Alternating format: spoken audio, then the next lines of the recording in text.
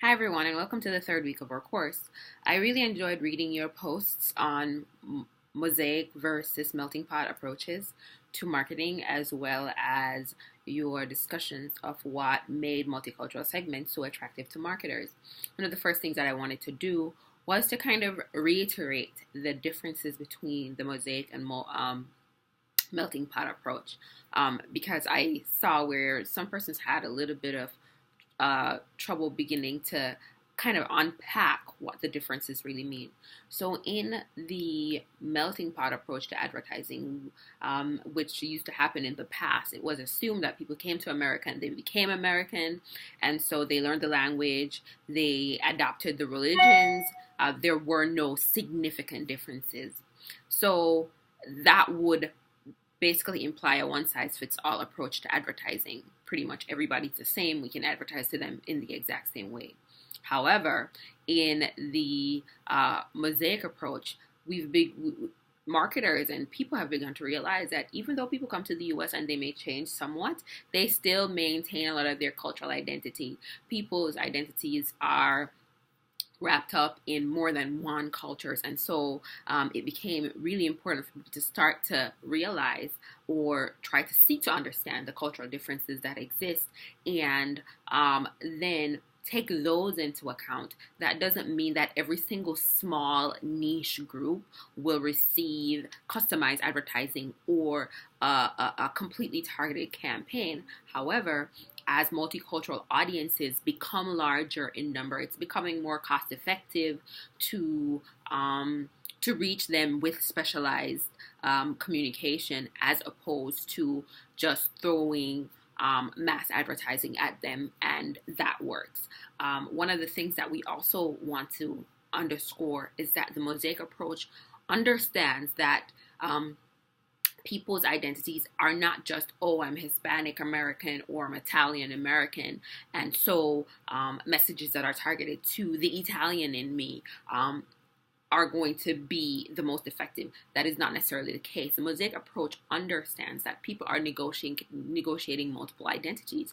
So, for example, there are now on TV Fusion and all these other channels that take into account that, okay, Hispanics, they were born here, they speak English, but their cultural identity is still wrapped up in Hispanic.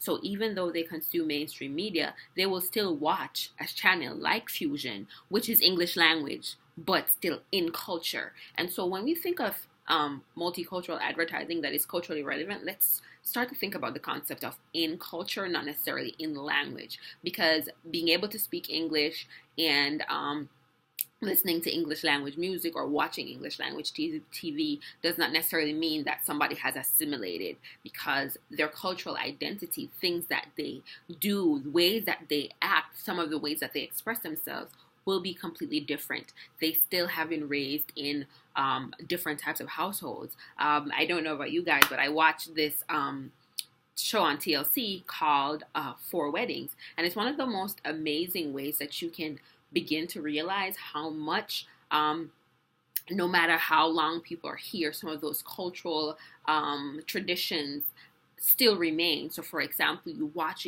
a Italian American, what type of wedding they would have, as opposed to the Greek who has an Orthodox Greek wedding ceremony, and you're like, these people have been here for generations. These were the first set of immigrants. They still send their children to Greek school after they go to regular school. And a lot of you guys who are from diverse ethnic backgrounds can relate. So even though you might appear to most people to be a typical American person, at home, the church, your community, or whatever religious space that you occupy, and some of your traditions and customs are still steeply and deeply rooted in your parents or grandparents' traditions that they have held on to and have made sure that those have been transferred to their children.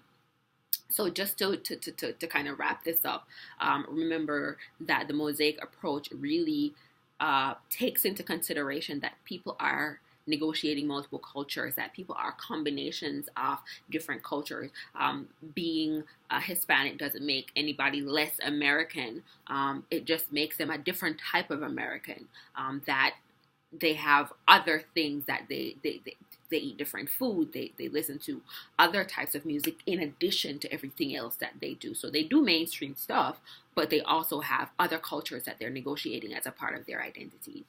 So that just wanted to clarify the difference between the melting pot and the mosaic. One of the other things that I wanted to talk about is what make multicultural segments attractive. In many instances, when we ask these questions, we look at them from a business perspective. In targeting any ethnic group, businesses are in business to make money, and that's what has been a part of my response to a lot of people. And so what we have to take into account is, from an attractiveness perspective, we're looking at, for example, size, growing numbers, growing buying power. You're talking about more disposable income, people achieving higher levels of education. Higher levels of educational attainment also ties in with higher income, which means people are better able to afford not just the basic necessities, but certain luxuries. And so buying behavior is now powered not just out of necessity, or is not as restricted when people have smaller incomes, but they're now able to consume more. And so they are advertisers from different industries are now taking those into account, paying attention and saying, oh, wow, these people could actually be a lucrative segment that we can target.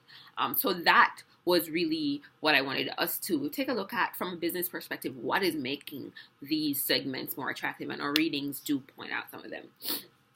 So in terms of this week, we are going to be looking at how the marketing mix can be modified or customized to take into account the differences that exist for multicultural audiences. And so one of the things for persons who don't have a marketing background, this chapter is definitely going to be a good kind of introduction to the 4 Ps: product, price, place, promotion. And these are the basic foundations around which a marketing campaign is built. Every marketing campaign is built based on modifying the marketing mix, the 4 Ps, to successfully and profitably reach a particular market segment, any market segment. In this course, we focus on multicultural segments.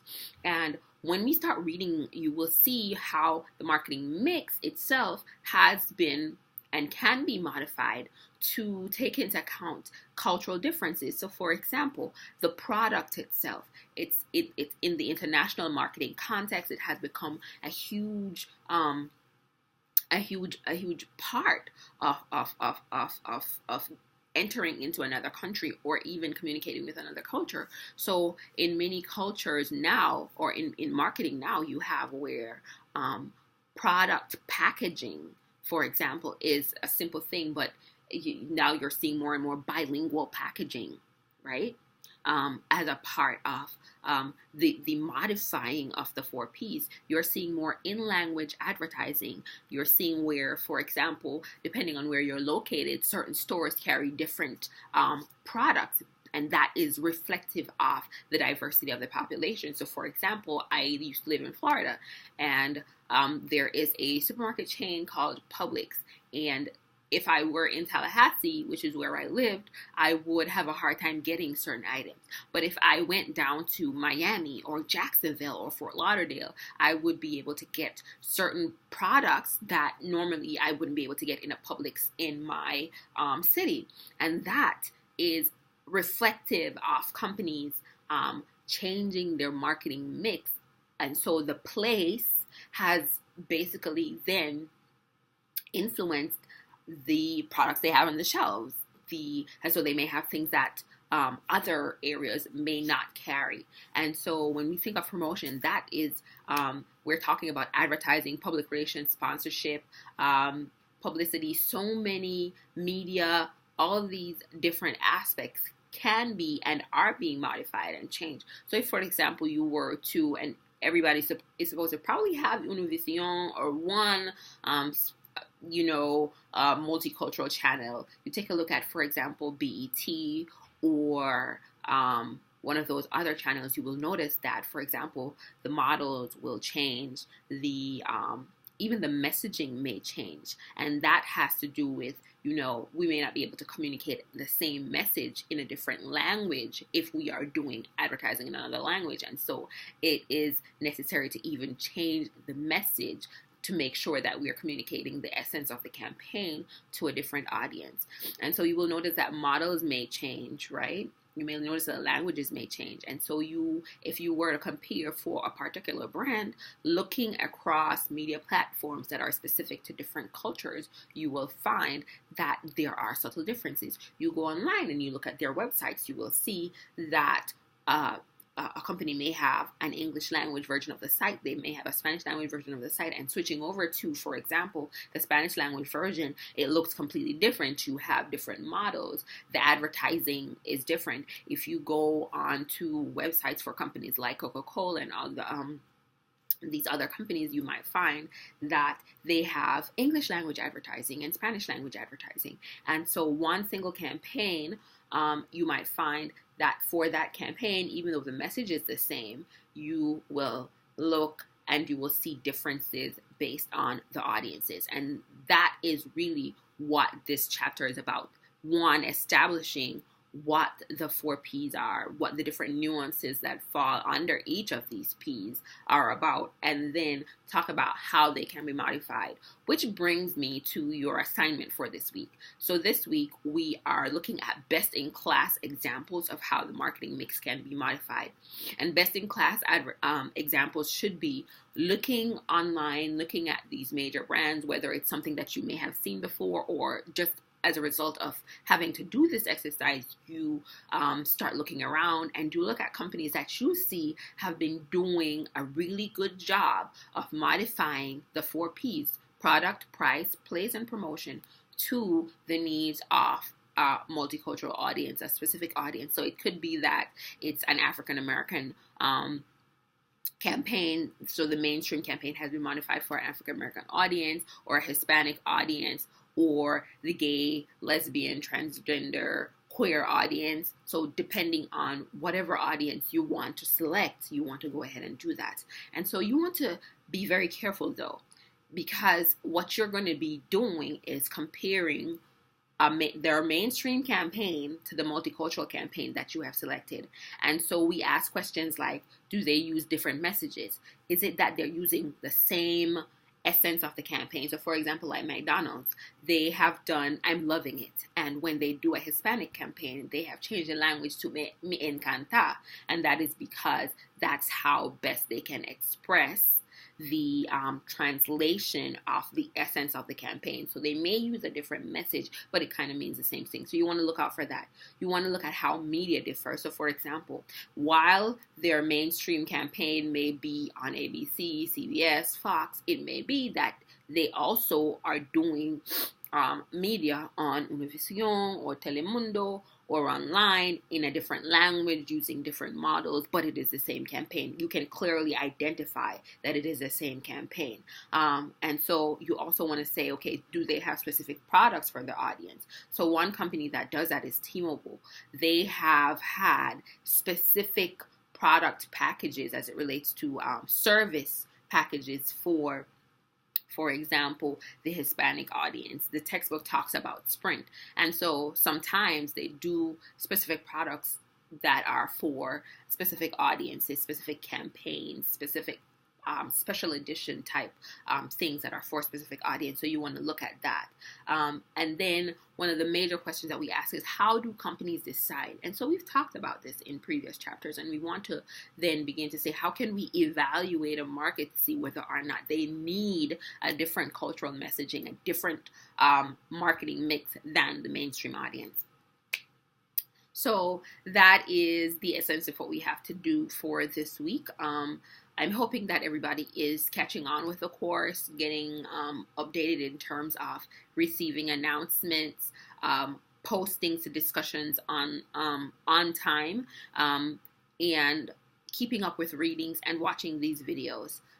These are designed to help you to supplement your readings, and a way for us to have a more personal conversation and relationship going forward in the course. As usual, if you have any questions, please feel free to send me an email, or I am now on Starfish, so you can make an appointment to come and see me in my office. All right? Have a great week, guys, and I look forward to talking to you again soon. Take care.